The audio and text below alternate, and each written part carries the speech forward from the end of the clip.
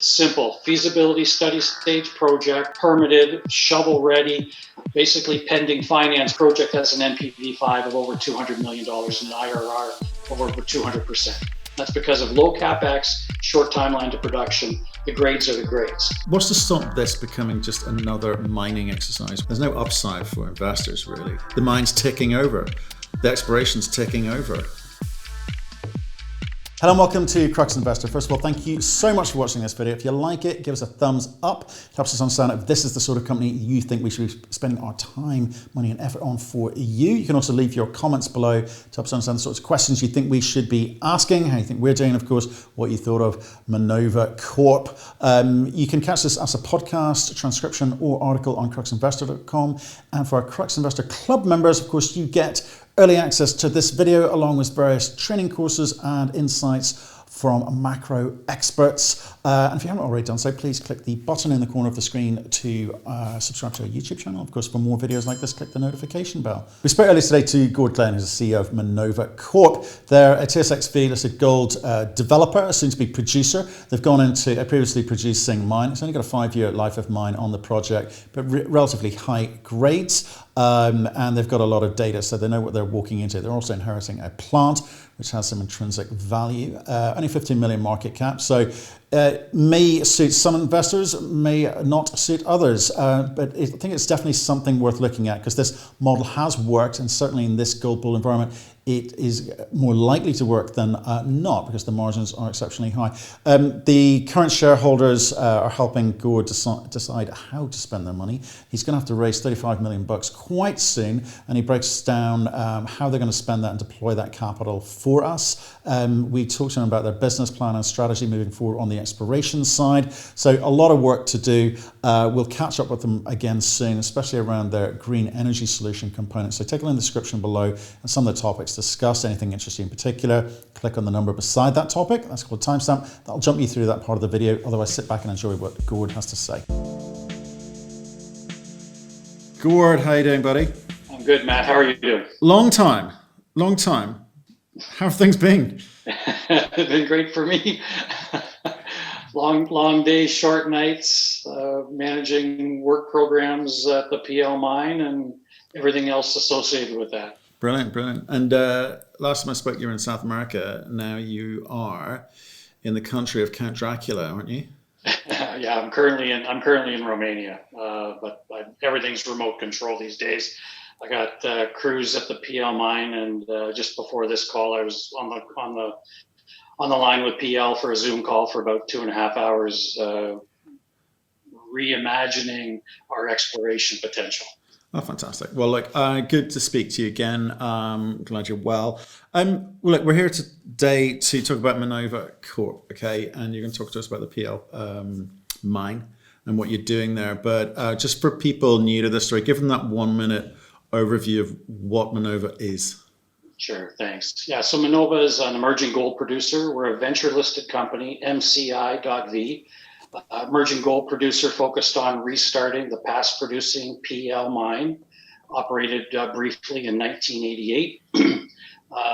We acquired the project in 2011 and have been diligently, steadily progressing the project through the various technical milestones, NI 43-101 compliant reports and related programs to get it to the point where we can restart it. So we're advancing the project diligently through the technical milestones. We completed a positive feasibility study in 2017. It's relatively small mine life based on a reserve base of about 260,000 ounces at 7 grams, so decent grade. We didn't go for size initially. We went for time to restart. So smaller reserve base. We have double that in resources, about 700,000 ounces in global resource. And the plan was to get it up and running in a logical way and continue to explore and expand based on cash flow or from cash flow. Okay, yeah. So right, okay, you're getting into the next question, which is really about the business plan, what you set out to do. I think you're answering it. You're saying we had something rather than expand out the resource. We decided we want to get into production quickly and then concurrently kind of build out the resources. Was that the business plan?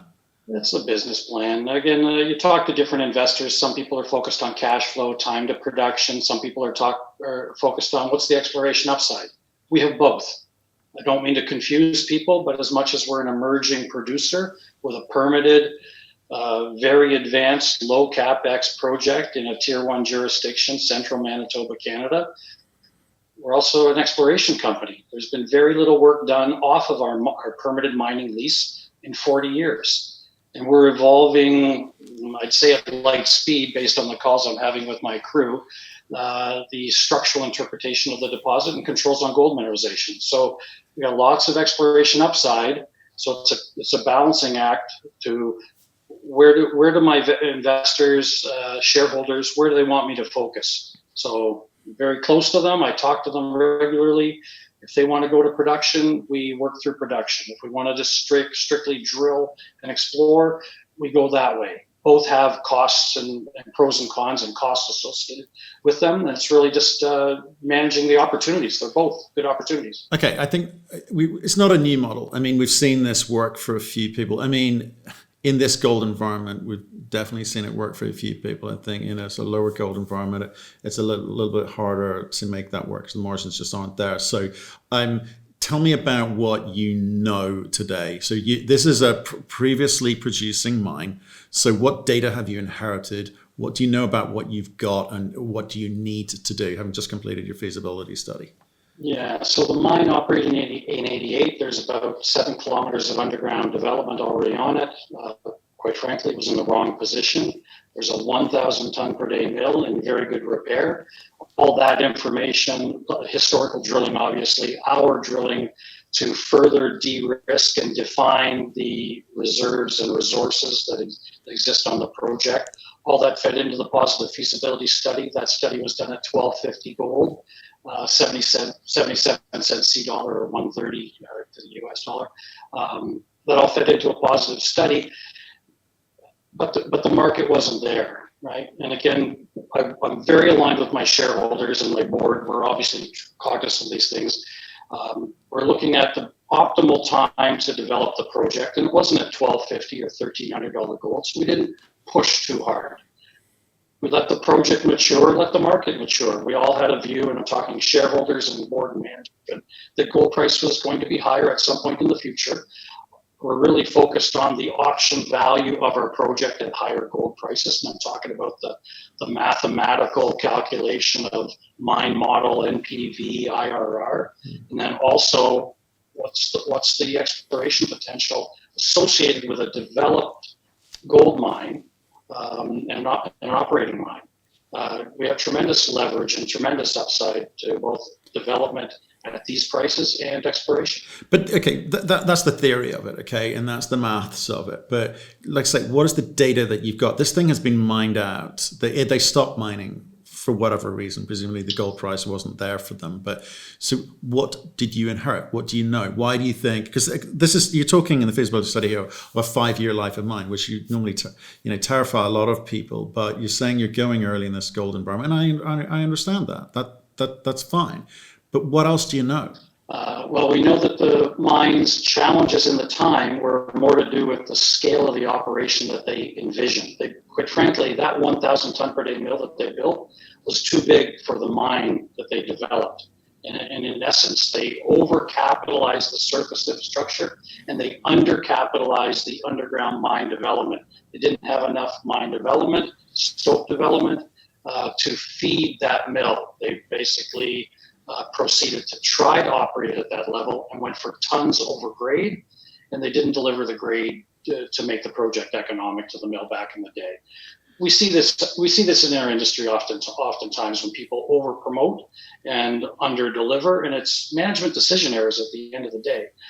Our focus was on detailed infill drilling, better geological modeling and controls to develop a compliant NI 43-101 reserve and resource, an independently calculated feasibility study with some top-notch, very experienced mining engineers that understand these sorts of deposits. Narrow vein, in our case, shallow dipping, not an unusual circumstance for a deposit. The grades are good. The infrastructure is excellent. The location is excellent. We have many of the positive attributes that I would look for or you would look for as an investor to tick the boxes, right?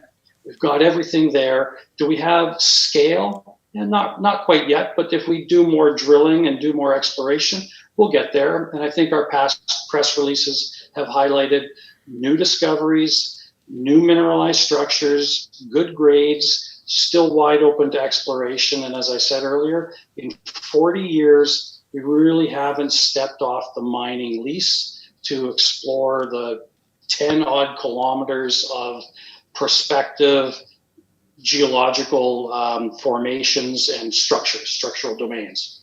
Okay. Look, if like you say, I think this is a relatively easy story to understand. You either like this model or you don't like this model, and whatever your investment strategy is, that's down to you. And I would encourage people to read your PowerPoint. I want to kind of skip through the easy bit because you're just going to tell me what I can read, which is the numbers at 1250 suggest an NPV5 of about 36 million Canadian.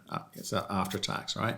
If that goes to 1700, that goes to about over 140 million Canadian. So the numbers are there if you're able to deliver and get into production. I'm looking at the image behind you. I guess that's the plant because you've also inherited a plant. Correct. So significant infrastructure on site. It's really what makes the project's capital so low, like 35 million to restart a mine in Canada. You don't see numbers like that. That's because of the mill. It's because of the location and the existing infrastructure.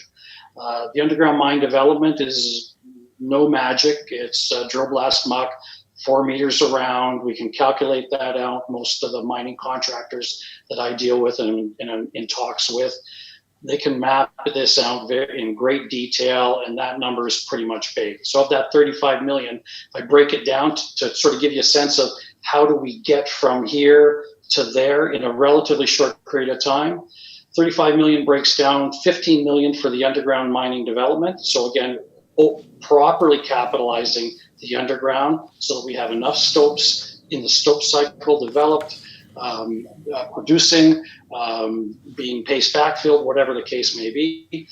10 million for mill refurbishment. That infrastructure that you see behind me, again, it's an excellent repair. The mill refurbishment is really more to do with the electrical.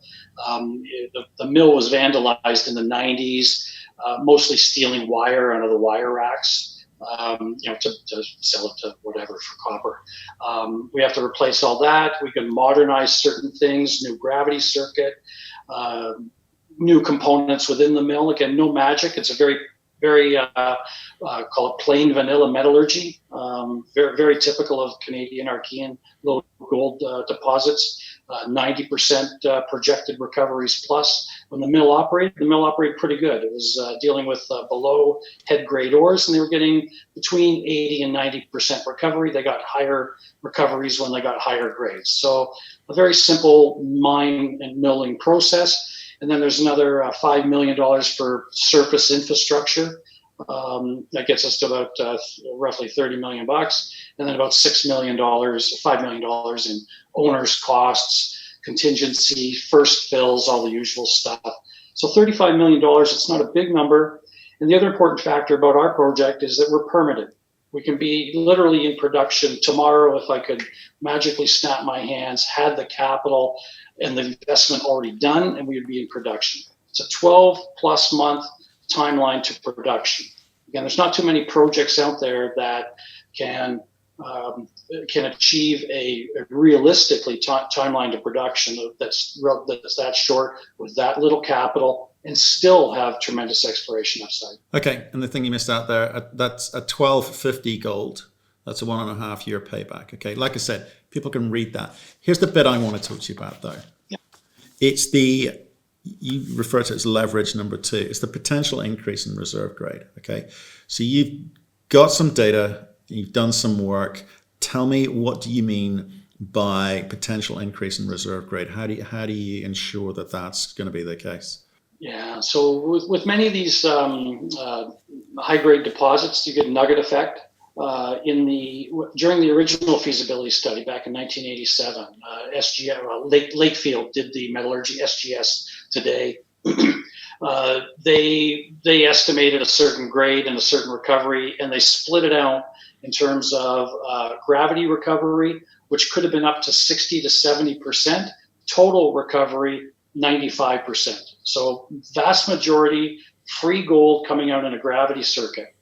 The mill, when it was operating, they only got about 40%, and they were really struggling with understanding their nugget effect, their grind size, to sort of optimize the liberation of free gold.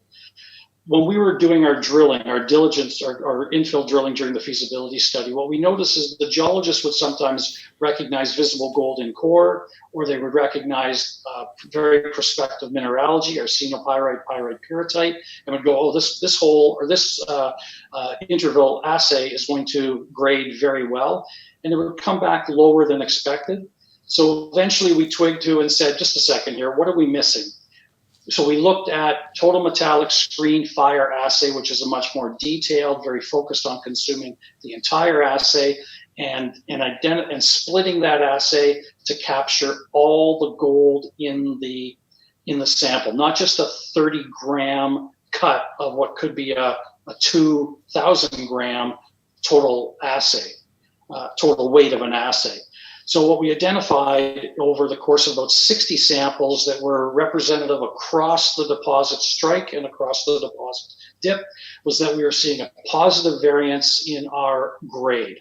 And it cuts both ways. We had high grade samples get reduced, and we had lower grade samples get increased. But overall, we saw initially a 20% positive variance, and as we did more data, I think we're sitting at about 12 or 13% positive variance. It just tells us that there is potential. There is the potential that the reserve and resource grade have been understated because they mostly rely on traditional fire assay methodologies. Going forward, we do total metallic screens, so we can sort of eliminate or try to eliminate the uncertainty over that. But at the end of the day, it really comes down to you've got to get on the ore, you've got to develop stopes, and you've got to test your planned grade for a stope versus the actual grade that you get out of the stope.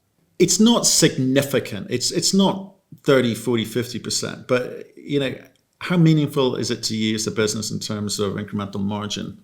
It actually is pretty significant. Again, from the original feasibility study, if you go to the sensitivity table in the original feasibility study, a 10% increase in the grade of the deposit is almost equivalent to a 10% increase in gold price. So the optionality on the projects or the impact of the project's NPV from gold and a commensurate increase in gold grade have a big impact on the project. So again, the data is incomplete on that. Like I can look at the gold price and do a simple updated gold price sensitivity leverage. And as you pointed out earlier, I'll just use $2,000 gold because it's a simple number for everybody that's in the gold space to target. The project has an NPV5 of over $200 million and an IRR of over 200%. That's because of low CapEx, short timeline to production. The grades are the grades. No change to any other parameter in the feasibility study. If we are able to demonstrate a higher reserve grade, then that number will equally bump. If we're able, those are just the numbers, just adjusting the feasibility study. If we're able to expand upon our resource, which is not unreasonable, and demonstrate exploration potential, convert existing resources into the mine plan, then adding 1 year to the mine plan can add NPV $30-40 million. Again, I'm pulling numbers that are effectively, you can calculate from the feasibility study. It's about $1 a share because our leverage is not only to the price of gold going up or potentially higher gold grades. It's also that we have a low share count, and that's been sort of managed prudently over the last 7 or 8 years to offer investors leverage per share, ounces per share, NAV per share type higher numbers. So I think we've got, again, get back to criteria that investors look at for evaluating a project. And again, I think we can tick many of the boxes with few exceptions. And the ones that we haven't ticked yet, if I have more money to spend, I'll be able to tick them. Okay. Scale. So talk to me about this process and the process of getting the mill back up and running, because you've got to do these things economically, right? That's the name of the game. So when do you know enough about the screening process around the assays to say, well, here's the process by which we're going to economically extract this incremental gold? Well, we can do that right now. Like in terms of restarting the mill, it has nothing to do with sort of a forecast or an anticipated higher grade. Again, our metallurgy is fairly straightforward, very, again, plain vanilla. We could restart the mill as it stands right now, working with exactly our grades and generate a very attractive cash flowing return. The opportunities for us, at the project level are really about exploration, resource expansion. And right now we're running that 1,000 ton per day mill as part of our feasibility study at 600 tons per day. Again, we're trying to right size our mill throughput for our mine. As we develop the mine and gain experience mining, then we should be able to ramp up and basically organic growth from our existing resource base, basically grow into that mill. And then we have a satellite deposit 8 kilometers away called Nokomis, which has right now about 60,000 ounces in the resource category. We'll start drilling that this winter time, and then we'll work it into a future feasibility study. So I can see our production profile over a 5-year period being a little bit less than 50,000 ounces, going up to 60 to 65,000 ounces with no significant incremental capex, really just developing and expanding and converting what we know. So, okay, you're saying all the right things in terms of, you're saying, I know what investors are looking for, okay?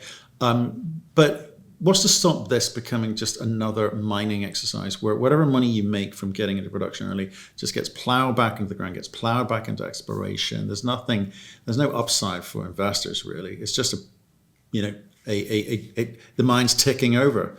The exploration's ticking over. Yeah, that would suck.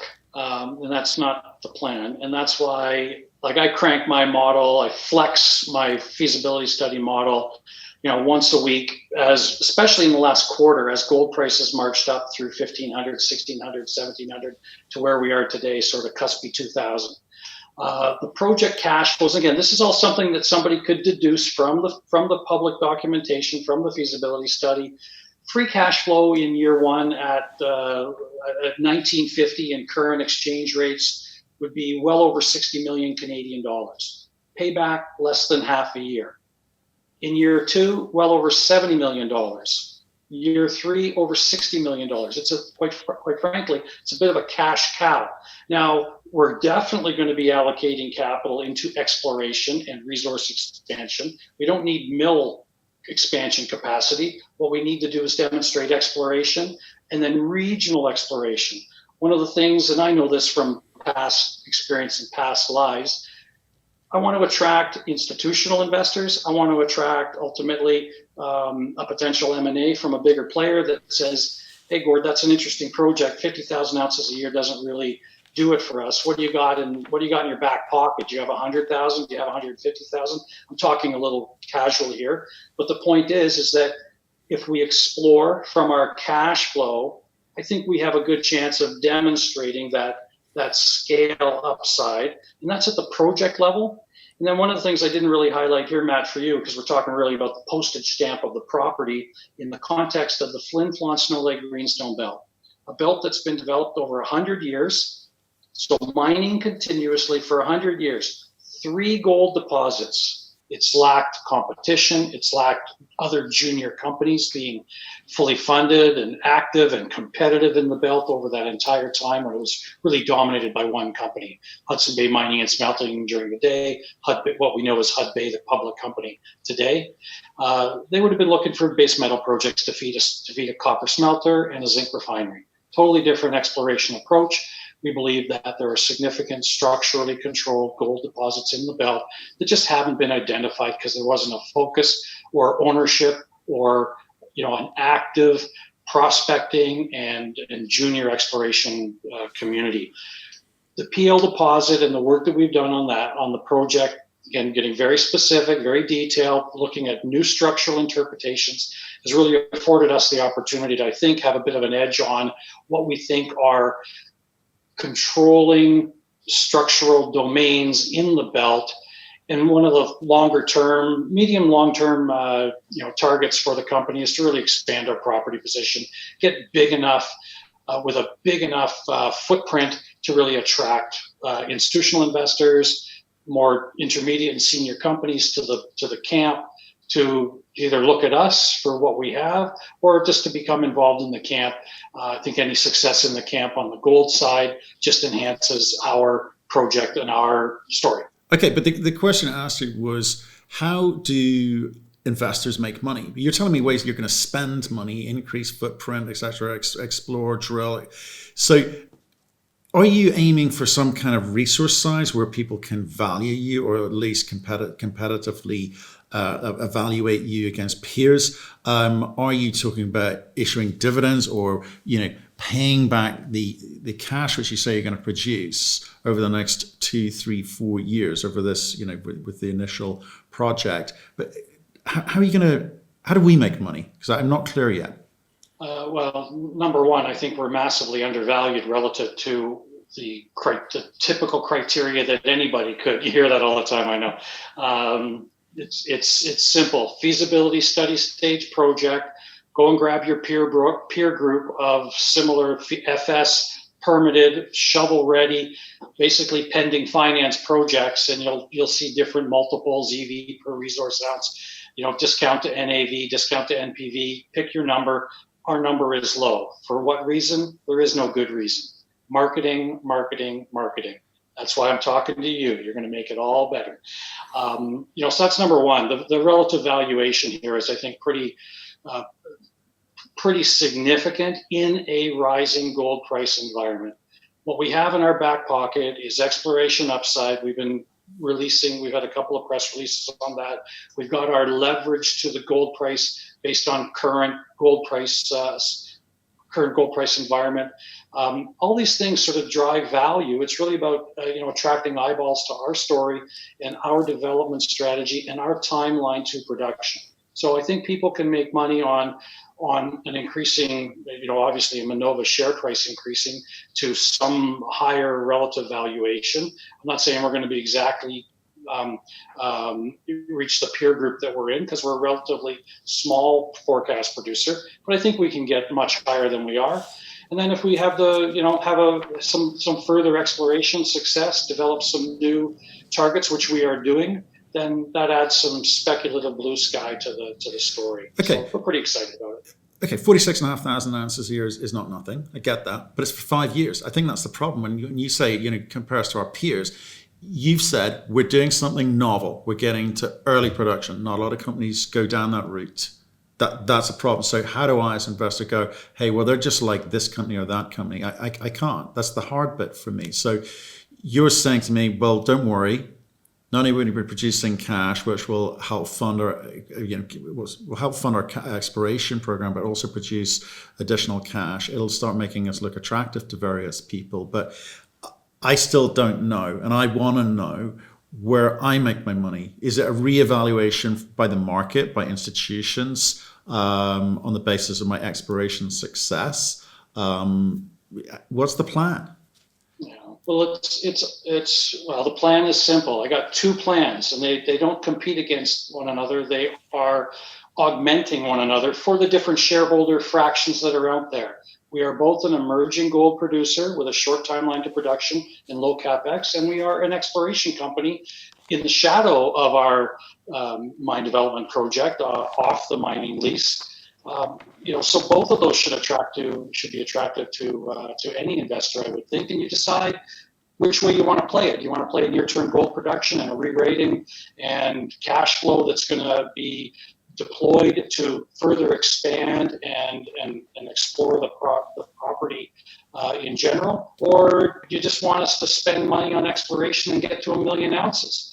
I personally am an NPV guy. I'm a model-driven guy. I'm a risk-averse guy. I see a project that is feasible, permitted, very short timeline to production. I want to get to cash flow, but when I listen to my shareholders, I listen to all investors. They want to see the blue sky on top of that. We're working on that right now.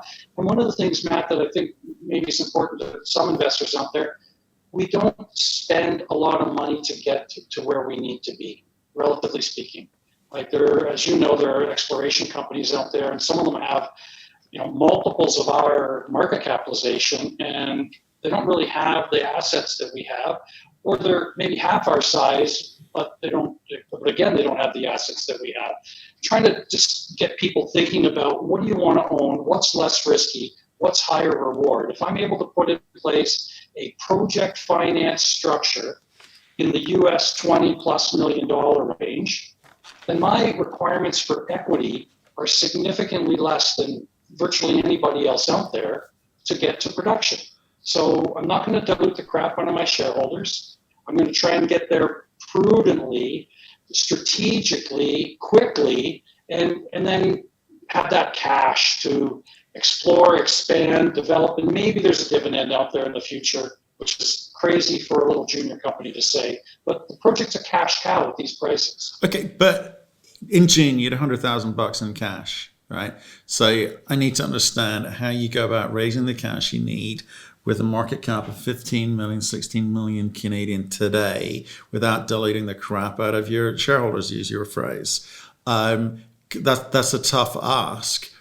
You've got to prove a lot of things to someone who's going to stump up that cash. So what conversations are going on? Who's stumping up the cash? What's it going to cost you? And are you going to be able to do all that money at the same time? What's the plan? I think any project finance facility comes with a contingent equity component.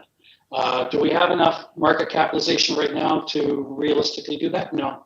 Right? Can I have those conversations with project finance, private equity groups? It's been going on for a very long time. I typically don't take a pen to a meeting, as in going to sign something right away, unless I know I can deliver on the contingent equity contribution. But there's more groups out there than ever before. They're all looking for access to near-term, tier one jurisdiction, reasonable gold exposure with projects that are robust. And our project, I think it falls into the robust category at these current gold prices. So we're having those conversations with multiple parties. We'll see where we get to over the next couple of weeks, couple of months. In the meantime, I got lots of technical programs on the go to deliver news into the market, to kind of demonstrate exploration upside. The reasonableness of this project, our very attractive value proposition to investors. I would hope that that's going to resonate with investors, and I'll see more buying in the stock. We've already seen that over the last couple of weeks and months as we've been able to get out there and talk the story more and get new eyeballs on the story. We got U.S. investors calling me now. U.S. investors taking a serious look at the project. I got overseas investors looking at and investing in the project. So it's sort of coming together now, and honestly, the project's been the same for a couple of years now. We're expanding with exploration.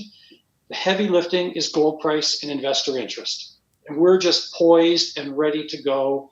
We've prepared ourselves at the capital structure level for today's environment. And I just need to see my share price go up a little higher. And then I think I can, finalize some project finance discussions. Again, US 20 million, US 25 million. Project pays back quickly. It's actually pretty attractive. How much money have you put in? Me? At the end of this quarter, I'll probably own 10% of the company direct. Again, I haven't paid myself very regularly, if at all. I convert to equity. As with basically at a higher price than typical. I convert to equity at prices that are higher than your typical junior mining company CEO does. I work with my shareholders. I'm very respectful to them. I've got good relationships with them.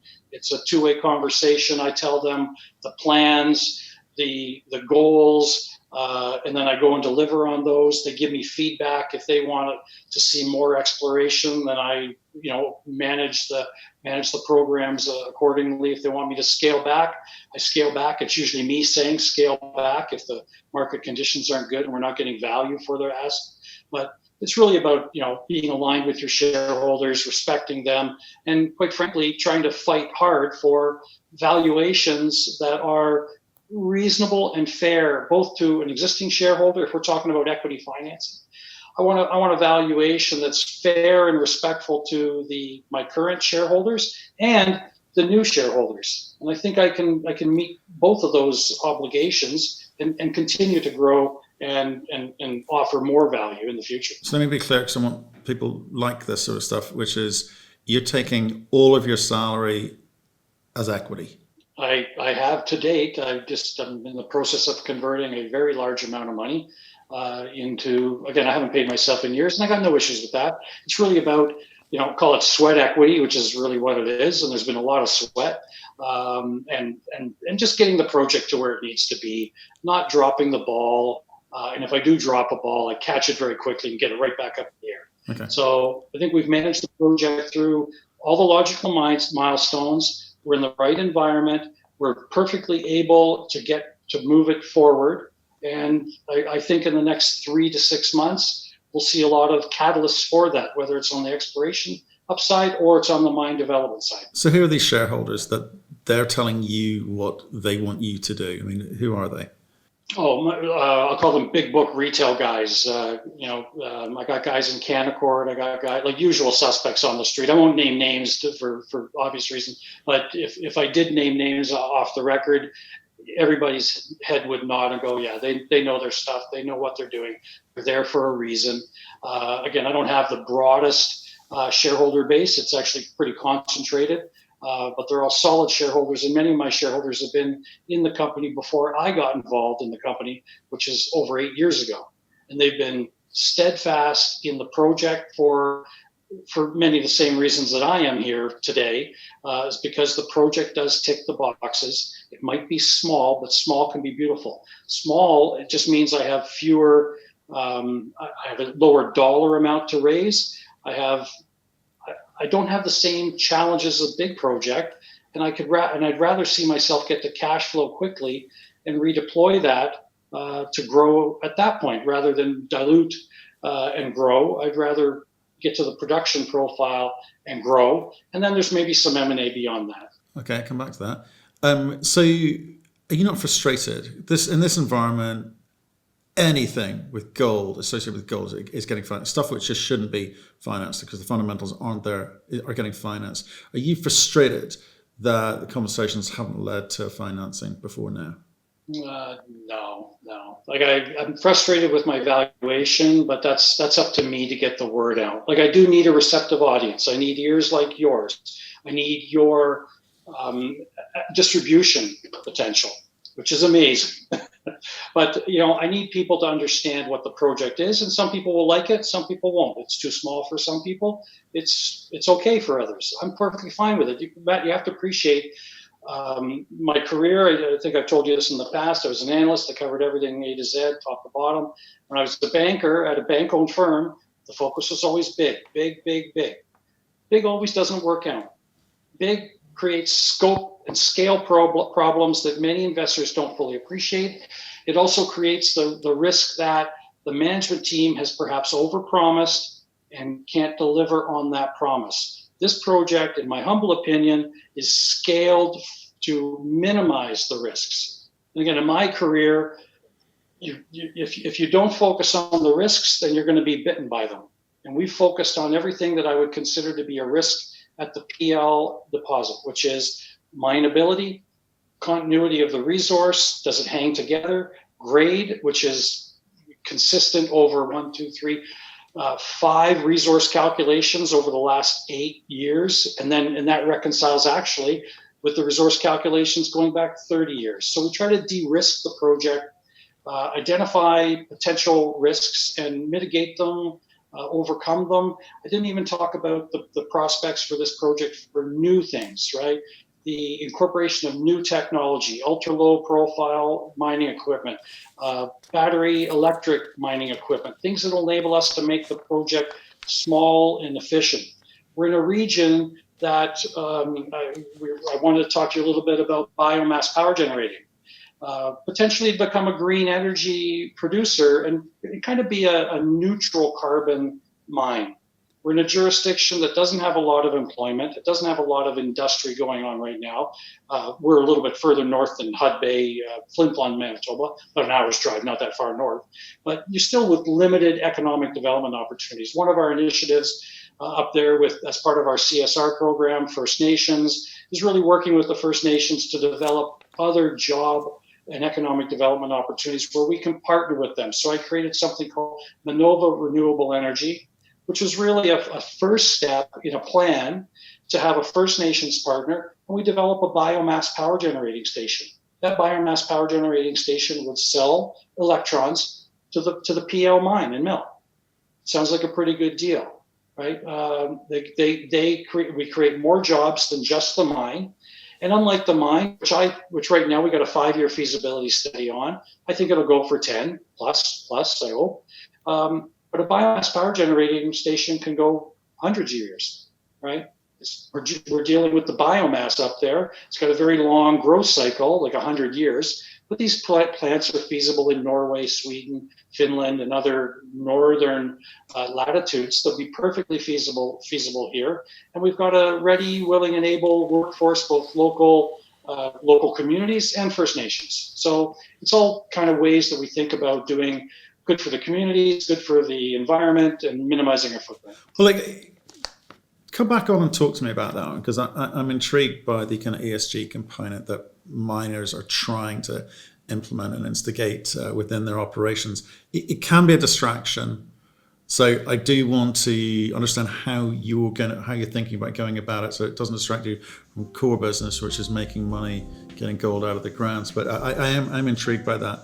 I'm intrigued by the project generally. So look, good. I'm going to wrap it up there because we've taken up enough of your time today. I do appreciate that. But come on again soon. I'm serious about. I would like to understand the biomass component. I think the ESG is very, very interesting, very, very topical at the moment. So we'll speak to you again soon. Thank you for your time. Thank you, Matt. Terrific talking to you.